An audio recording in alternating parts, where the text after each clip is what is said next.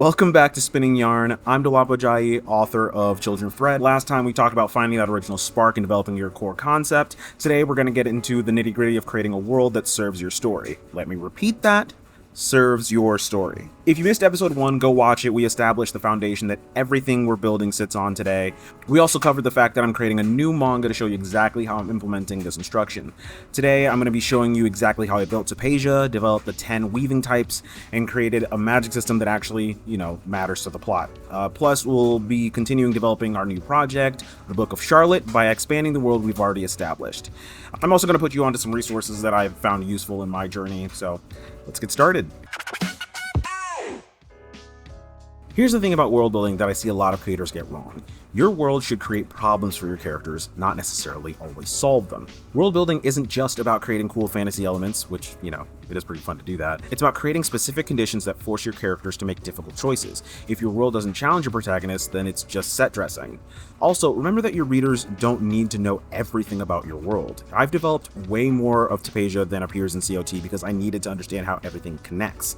But readers only see what's relevant to the story being told. The last thing I want to mention on this is the fact that it should be fun for you regardless of your story's genre. I loved getting absolutely lost in world building, and there were a ton of channels that taught me valuable lessons on how best to go about this, but I will always highly recommend Hello Future Me, like I mentioned before. The channel is an incredible source for literature of all kinds. World building can be so captivating for both you and your readers, so take the time to do it right and make sure you keep extensive notes so you don't contradict yourself later on in the writing process.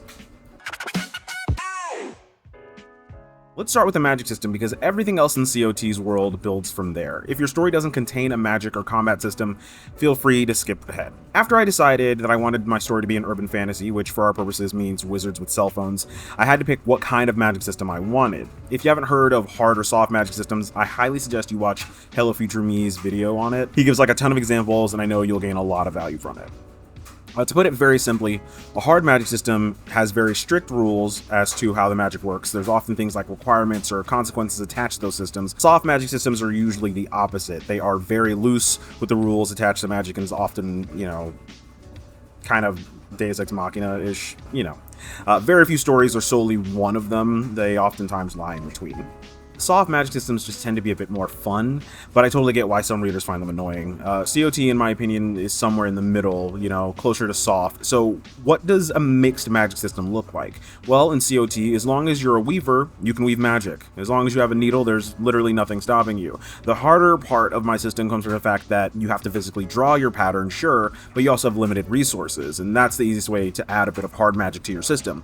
Make it impossible to use your magic indefinitely. So yes, in COT, every weaver has an internal spool of thread. They use the thread to create their patterns, and if a weaver uses too much too quickly, they'll exhaust themselves and potentially croak if they empty it. The weavers have to give it time to respool itself. There's a little bit more, but hopefully you understand where I'm coming from, and if you have any questions, let me know.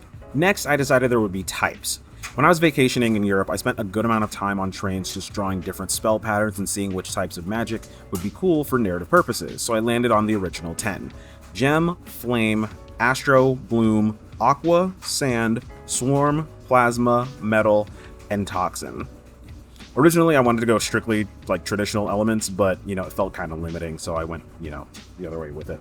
All weavers can only access one type of weaving. Think Avatar: The Last Airbender. However, the passing along of these magics is random. This was set in place in the magic's origin in the manga, so it's explained to the readers.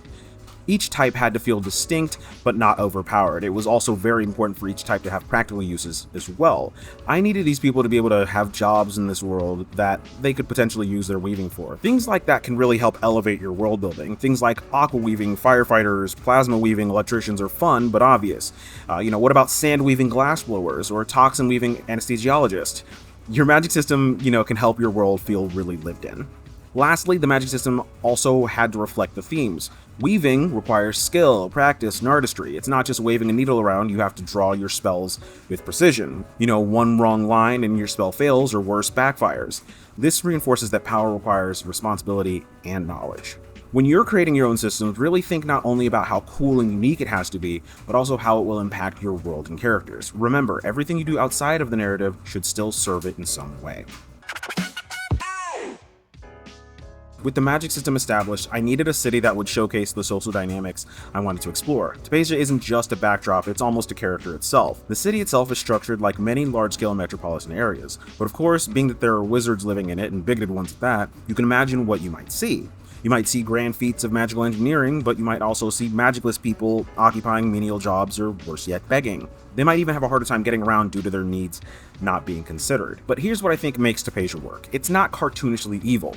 The discrimination isn't overt segregation with signs saying no unwoven. It's systemic, built into the economic and social structures. Weavers aren't all necessarily malicious, they just live in a system that benefits them and they don't question it. This creates the perfect environment for the Hensons story. They're weavers in positions of power, but they've also done something that could destroy them if exposed. The Unwoven weren't just about creating an oppressed class, though that's important. They represent something deeper about how society treats people who are different or perceived as lesser. In Tapesia, being unwoven isn't seen as a different way of being human, it's seen as being broken. There are parts of society that even believe that they're cursed. The word rippers from Unwoven sympathizers comes from sewing terminology. Seam rippers are tools that undo stitches. In Tapesia's context, calling someone a ripper suggests that they're there to, tear apart social fabric. It's both an insult and a threat. What I love about this setup is that it creates natural conflicts for every character. Samuel's optimism is constantly tested when he sees how Unwoven are treated. Ayala has to enforce laws that she knows are unfair. Ezekiel, despite being magically powerful, should feel kinship with the Unwoven because he knows what it's like to be treated as fundamentally different, but he's a teenage boy. He's just as susceptible to perpetrating bigotry as everyone else. I bring this section up because some of us are trying to say something with our stories. Messaging should feel organic whether your characters are stand-ins or not. Now let's apply this to our new project. The Book of Charlotte is set in the same world as COT, but we need to expand on it in ways that serve Charlotte's specific story. The Book of Charlotte is a story about a teenager who works in a network of blackmailers, and over the course of the one-shot she finds out their true intentions. This group, Widow, is the same one that's been blackmailing the Hensons in the main story, but Charlotte doesn't know the full scale of what they do. This means that we need to explore parts of Tapesia that COT doesn't show. Where would a secret organization operate? How do they move through the city undetected? What resources do they have access to? So let's workshop some stuff. Tapesia is a city-state of sorts. Its history is vast and its influences are far-reaching. And in such a historic setting, why not add some historically significant features like monuments to the founding saints and maybe catacombs beneath the city? That would make a great network of pathways for Widow to use. We should also get to see a bit more of how they utilize people they blackmail in order to procure resources for their ultimate goal. The great thing about our protagonist is she's an ignorant party, so she gets to learn these things along with our audience. Charlotte's perspective also lets us explore how younger weavers view the world. She's not like the other members of Widow, so her perspective on things can and should feel a bit at odds with her co-workers. Next episode, we're diving into character development and how to create people who feel real within your world. I'll show you my character creation process, how I avoid common pitfalls, and how to make sure each character serves a unique function in your story. We'll also continue developing Charlotte's character and figure out exactly who she is beyond just teenager in secret organization. If you're working on your own world building, I want you to ask yourself this question: how does every element of my world create conflict for my main character? If you can't answer that, for a particular element, consider cutting it out or modifying it until it serves your story. Make sure to drop a comment about what aspect of world building you struggle with the most: magic systems, social structure, geography. I want to make sure future episodes address those problems you're facing. Don't forget those first 2 chapters of Children of Thread are free at simplestitch.co if you want to see how this world building works in action. See you next week when we're going to bring some characters to life.